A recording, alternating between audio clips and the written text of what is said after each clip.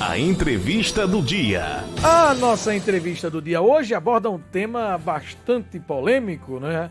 Que, assim como tudo no Brasil, tem se tornado tema de discussão política também, que foi a decisão do presidente Jair Bolsonaro de conceder o perdão, a graça, ao deputado federal Daniel da Silveira, diante das acusações e da condenação imposta pelo STF de 8 anos de prisão por conta das declarações que ele havia feito de ameaça à democracia ou de atos antidemocráticos praticados por ele. Deixa eu saudar aqui, doutor Sandro Braz, é um prazer voltar a conversar com o senhor aqui no programa, seja bem-vindo, viu? Satisfação a todos os ouvintes aí, né, e todos os internautas do Pernambuco no Ar, sempre uma satisfação estar participando aqui com você, né, e trazendo aí a toda a sociedade esclarecimento sobre alguns dos fatos que está aí em destaque, né, na sociedade. Doutor Talvani já está aí também? Não, daqui a pouco, né? Daqui a pouco eu saio do doutor Talvani, mas vamos começar falando, doutor Sandro, sobre essa decisão, ou esse... Alguns chamam de indulto, mas eu fui corrigir esse dia que indulto não seria a palavra mais adequada para utilizar neste caso. Esse perdão dado pelo presidente Jair Bolsonaro está previsto na Constituição? É algo que foi uma decisão tomada dentro da lei? Bassan, boa tarde, né? Primeiro aí, mais uma vez aí, gratidão, né, pela oportunidade de a gente poder estar esclarecendo aqui. Sim, Bassan, né? Esse ato que foi tomado pelo presidente da República, ele é um ato que a gente chama dos atos privativos do presidente, né? Cada órgão, cada instituição, ela tem atos que são privativos dela. O presidente da República tem atos que são privativos dela, a questão da justiça também, a questão do Supremo também, ou seja, e o ato que foi colocado, né, desse indulto, ou de perdão, ou como está sendo conhecido por todos, né, a graça que foi dado, ele sim é um dos atos que o presidente da República ele pode determinar, né, de acordo com o entendimento dele, de acordo com os requisitos que ele acredita que aquela pessoa é merecedora, né, dessa graça, desse indulto. Uhum. É bem verdade que a gente conhece, né, os indultos e outros tipos de perdão, a gente conhece de forma coletiva. E talvez o que trouxe a admiração à população é que esse indulto, essa graça, ela foi feita de uma forma individualizada, que também é uma forma que o presidente da República ele pode sim dar a qualquer cidadão, né, a partir do momento que ele perceba e que tem os requisitos que ele acredita que responda para ser merecedor. Uhum. Agora, é preciso ter cuidado para não, de repente, tornar isso e sair dando indulto a tudo quanto é gente, porque a gente já percebeu que abriu um precedente aí, ou uma discussão que já não é uma relação muito boa entre o executivo e o judiciário. Com essa decisão, esse clima fica ainda mais tenso. O senhor acredita o que pode acontecer a partir dessa decisão? O presidente precisaria ter motivo para dar graça ou indulto a qualquer pessoa, ou é algo que, eu vou dar, nesse caso aqui um amigo meu foi preso, eu vou dar um indulto a ele. Roberto Jefferson está preso, se for condenado eu vou dar um indulto a ele. Enfim, o presidente pode sair por aí dando indulto a quem ele achar que der? Bassan, veja, esse é o meu entendimento, né? Eu vou falar aqui do meu entendimento, vou falar aqui da minha visão. Infelizmente, Bassan, tanto a questão do próprio presidente da República, como a questão das instituições superiores, como o STF, tem se utilizado, né, dos órgãos para uma situação de força e de poder, em uma questão que, no meu entendimento, ela não estariam amparada em si pela lei, porém estão utilizando-se cada um dos seus órgãos para poder fazer aquilo que bem entende e mudar realmente o entendimento, ou mudar realmente um conceito do que seria aquilo na realidade, uma graça, um indulto. Da mesma forma também que a decisão do STF na época, né, são decisões também que aqui é uma análise apolítica, certo? Aqui não tem fanatismo de A, de B ou de C, aqui dá para deixar de forma clara o que a gente tem um entendimento da lei e o que deveria ser feito na realidade. Né? Eu acho que se extrapolou um pouco, Bassan, e saiu da esfera realmente dos atos privativos do presidente da República, bem como também atos que são privativos do STF, que eles entraram em outras esferas que não eram para ter entrado na realidade, e se tornou muito mais uma questão política, uma questão de poder, né, que não deveria estar sendo discutida nesse momento. Mas quando você pergunta se pode ser dado, poder pode. Agora, a diferença entre o que pode e o que se deve, né, ser feito, existe aí uma lacuna. E essa lacuna, na realidade, é que nem tudo aquilo que se pode ser feito deve ser feito.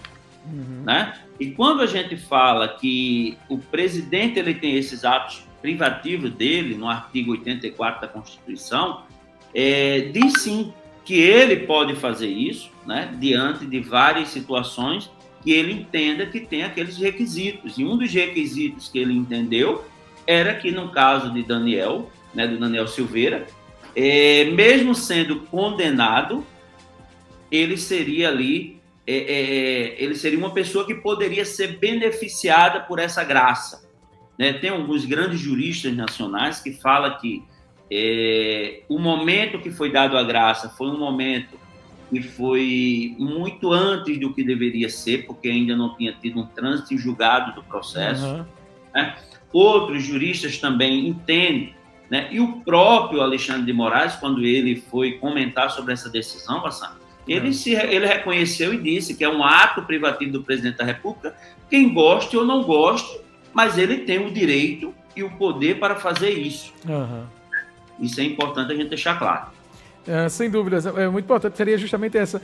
O presidente poderia, por exemplo, ter esperado o trânsito em julgado para tomar a tal decisão. E o que é que pode acontecer, na sua opinião, a partir de agora? O STF tem que respeitar esse decreto, óbvio, e fazer valer? Ou o senhor acha que pode sair decisões aí? Porque o senhor foi muito feliz quando disse que há exageros de ambas as partes.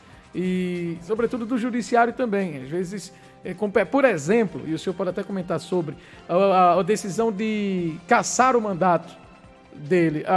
O que é que a legislação diz? Que cabe à Câmara, né, fazer isso, o Congresso fazer isso, e não o Judiciário, mesmo assim o fez. Há, de fato, esses atropelos, doutor? E quais serão os próximos passos? O que é que o senhor acha que pode acontecer daqui para frente agora?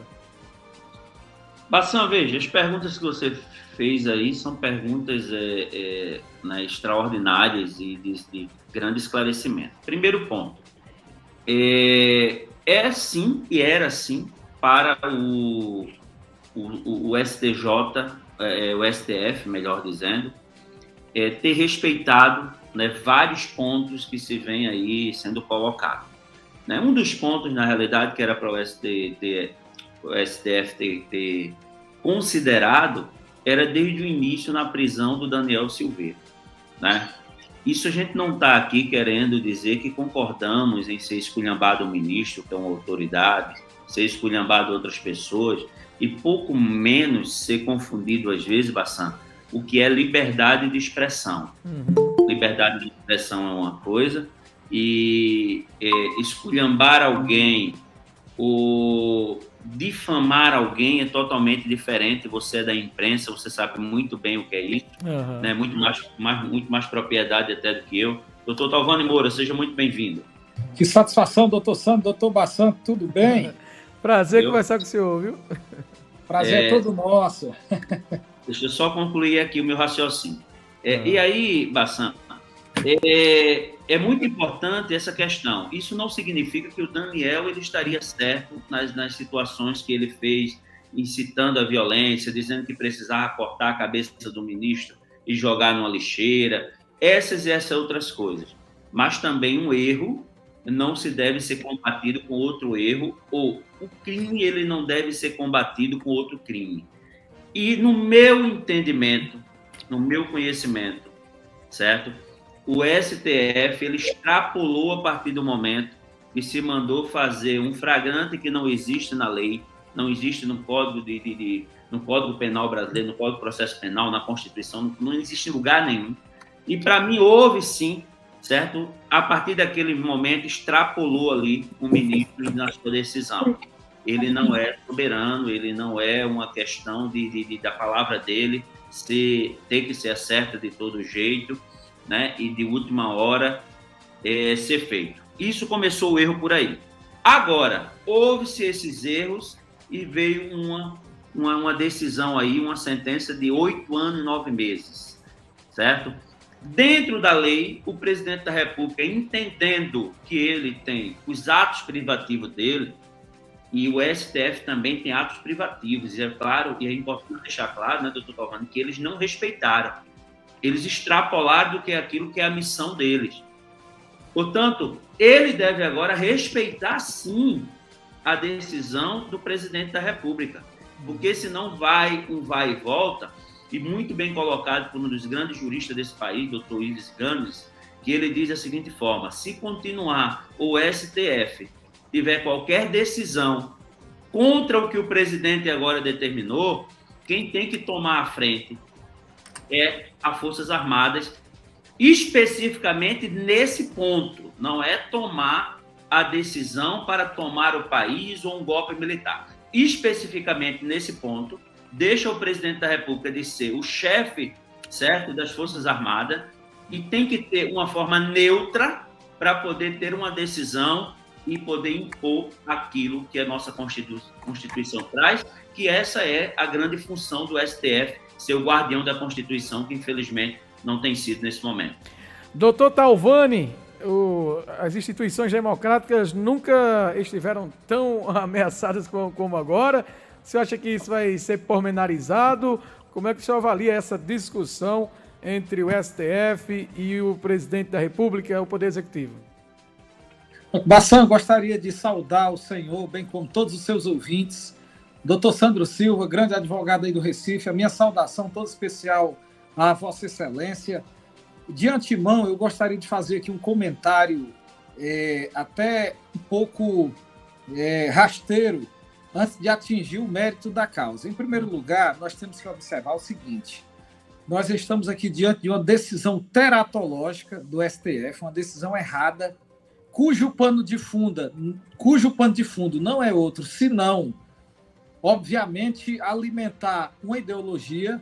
E, de um outro lado, nós temos também um deputado que também, levantando a bandeira da sua ideologia, proferiu uma série de palavras de baixo calão, afrontas, inclusive pediu aqui a instituição do AI-5 novamente, e era um apologista, de fato, de um governo enérgico, de um governo que a gente teme, porque vivemos isso no passado. No entanto, se a gente observar o artigo 53 da Constituição Federal, é claro, a Constituinte de 1988 passou 20 meses debatendo, inclusive foi muito exaustiva na questão do detalhamento de cada um dos poderes, o Poder Executivo, Legislativo e Judiciário. Para quê? Para que houvesse um equilíbrio. Então, se você observar, essa ingerência entre os poderes, ela foi exaustivamente afastada pela Constituição. E no artigo 53, nós temos a seguinte dicção: os deputados e senadores são invioláveis, civil e penalmente, por quaisquer de suas opiniões, palavras e votos. Então, se você observar, já começou errado aí um inquérito policial sendo decretado de ofício, ou seja, ele foi instituído de ofício pelo ministro Alexandre de Moraes. Ele se autodeclarou vítima, ele próprio, como juiz, começou a apurar a conduta e ele, como juiz, condenou. Então, se você observar, um Estado que é sério, nunca se viu isso em legislação nenhuma no planeta inteiro, e nós devemos ressachar.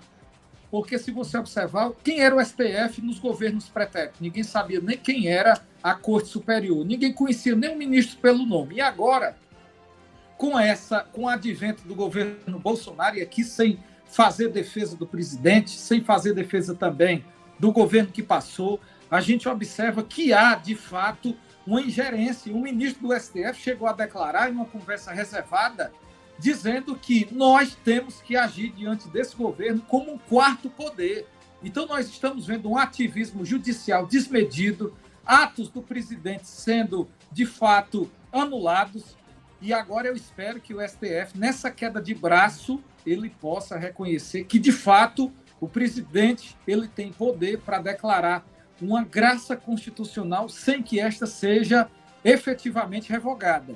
Daí você pode me perguntar, mas se o STF cassar a graça constitucional, o que é que pode acontecer? Em havendo a colisão entre os poderes, isso o executivo e o poder judiciário, quem de fato pode intervir nessa situação, e são as Forças Armadas, Exército, Aeronáutica e Marinha. Então são eles os responsáveis pela garantia da lei e da ordem. Numa situação como essa, o Brasil nunca viu uma situação dessa, mas também nós nunca tivemos uma ingerência tão grande por parte de uma grande mídia que tem se voltado contra a gestão do governo do Bolsonaro, e aqui não estou defendendo esse governo.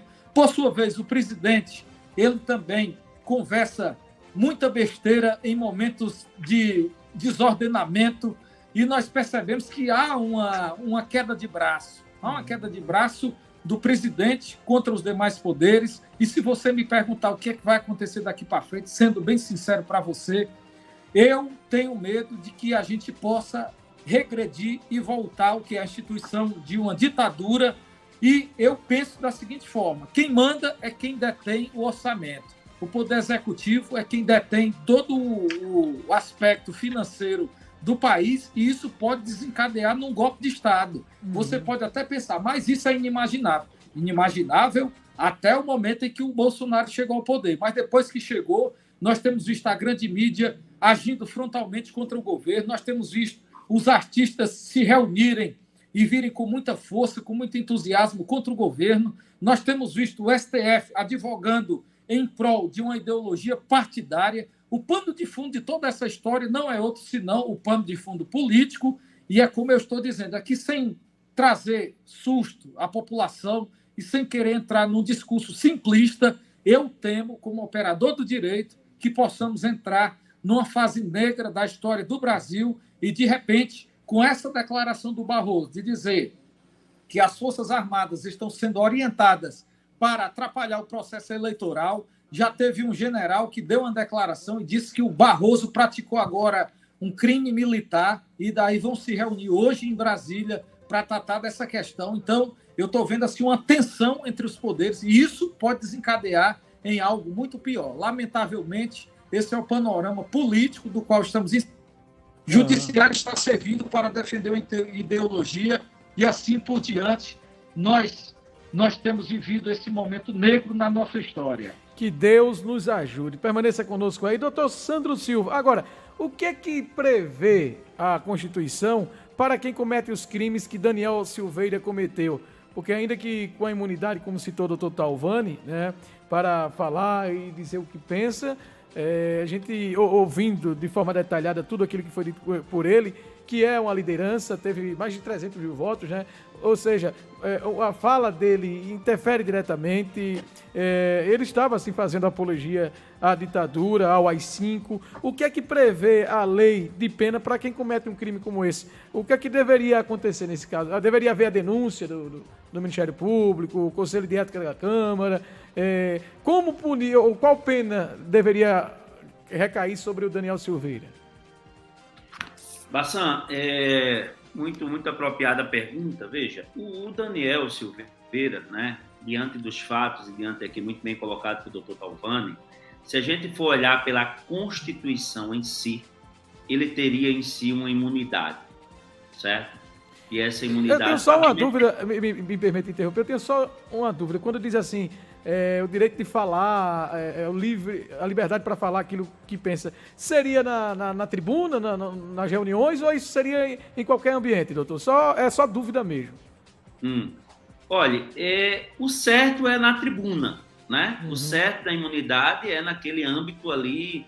É uma discussão, na realidade, Bassan, que tem, certo? Em alguns momentos, porque...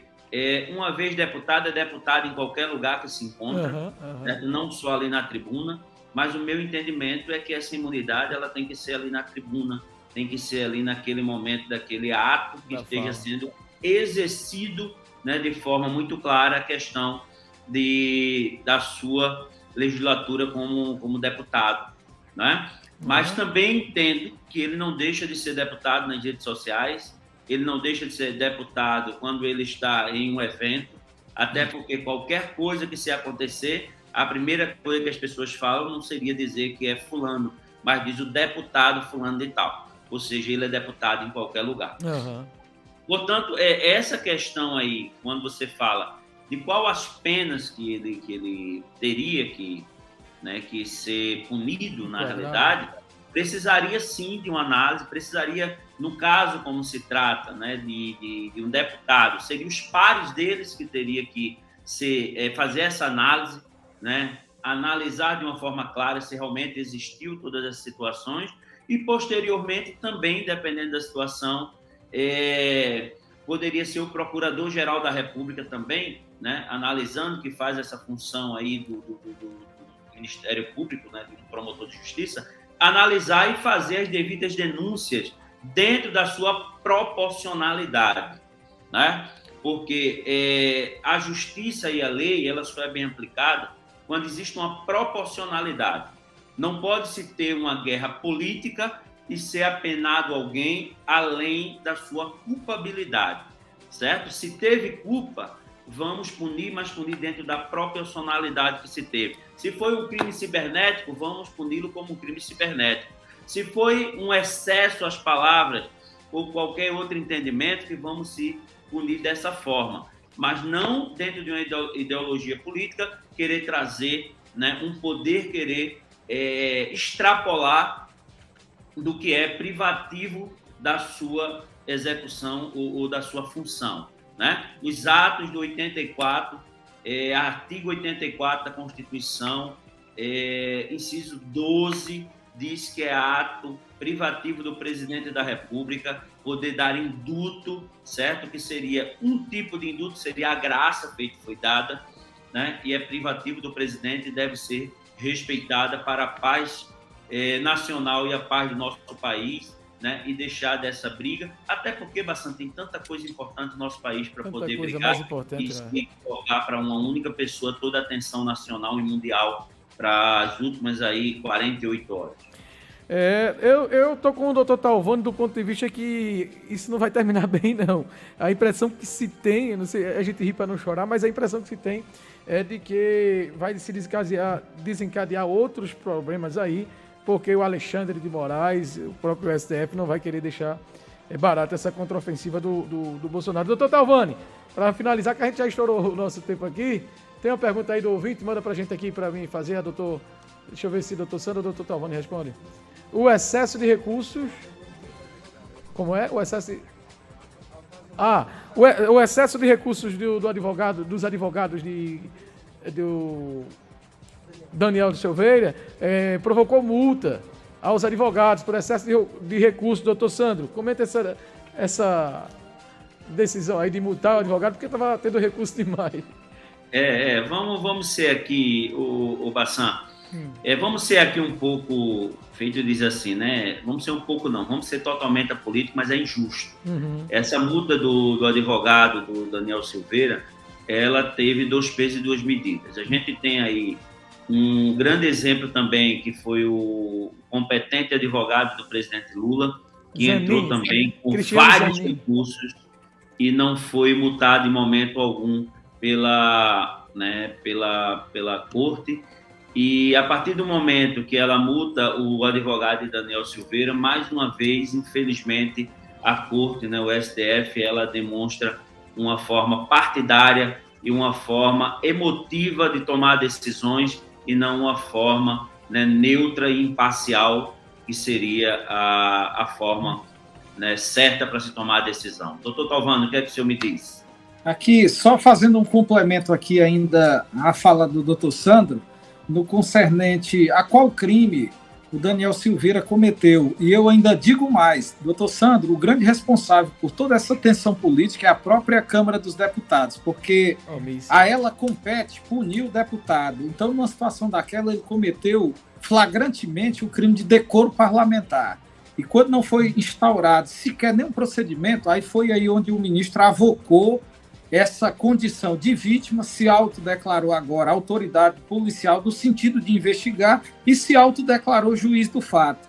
Então, houve aqui um desencadeamento de atos teratológicos errados, contrários ao direito, porque o Daniel, por mais que ele seja inviolável em seus atos, palavras e qualquer uma de suas opiniões, mas também nós temos que verificar se nessas palavras que foram proferidas houve pelo menos o crime de decoro que poderia já ensejar, de fato, uma votação pela própria Câmara e punir o deputado, inclusive levando à perda do mandato. Então, esse seria o crime pelo qual ele poderia de imediato ser punido. Como houve uma omissão de morte por parte da Casa Parlamentar, foi aí onde surgiu essa construção argumentativa, porque o direito ele opera da seguinte forma: através de uma construção argumentativa, você começa a mudar a interpretação da lei e, lamentavelmente, nós temos visto que a lei tem sido interpretada pró-ideologia partidária. Então, o STF tem servido, nesse momento político e histórico do Brasil, como sendo o gabinete de uma ideologia político-partidária. E eu digo isso sem defender aqui, obviamente, a questão do posicionamento do deputado, que deveria ter sido também punido e, inclusive, deveria ter perdido o mandato pela própria Casa Legislativa. Então, eu estou só fazendo esse complemento, afora os reflexos de outras condutas praticadas pelo deputado, mas aí a gente teria que discutir num momento posterior. Tempo. Sem dúvida. E o fato do advogado ter sido multado, isso não é uma afronta ao advogado, isso é uma afronta à advocacia. Lamentavelmente, estamos entrando em um estado de exceção. E esse estado de exceção ele pode capturar, inclusive, quem entrar no meio dessa queda de braço. E hoje nós temos, lamentavelmente, a advocacia que, de fato, levou aqui um pescotapa do ministro Alexandre de Moraes por uma interpretação igualmente teratológica e errônea, trazendo multa ao deputado, quando, na verdade, não existe isso. E aqui eu vou citar como exemplo, o estado da Paraíba prendeu um cidadão indevidamente. E nessa prisão, o camarada foi declarado inocente e entrou contra o Estado, alegando que foi, de fato, vítima de um ato teratológico. Foi o que aconteceu, foi condenado pelo próprio Estado a pagar a multa pelo fato de ter entrado na justiça contra o Estado. São tempos estranhos, são tempos horríveis, são tempos dos quais eu nunca me imaginei, nunca pensei que iria vivenciar enquanto operador do direito e presumo que nós poderemos entrar num caos institucional ainda maior. Lamentavelmente, essas são as minhas ponderações, minhas opiniões no tocante ao caso Daniel Silveira. Muito bem pontuada aqui a dicção, as palavras do Dr. Sandro, a ponderação feita por Ti, Bassan, também muito oportuna, trazendo sempre um direcionamento. E essas são as minhas colocações no concernente a este caso concreto. Muito bom. Passaria o dia todinho aqui ouvindo vocês, tendo essa aula, mas a hora já estouramos o tempo aqui. Doutor Talvani, obrigado pela participação, um bom dia de trabalho para o senhor, até o próximo encontro, tá bom?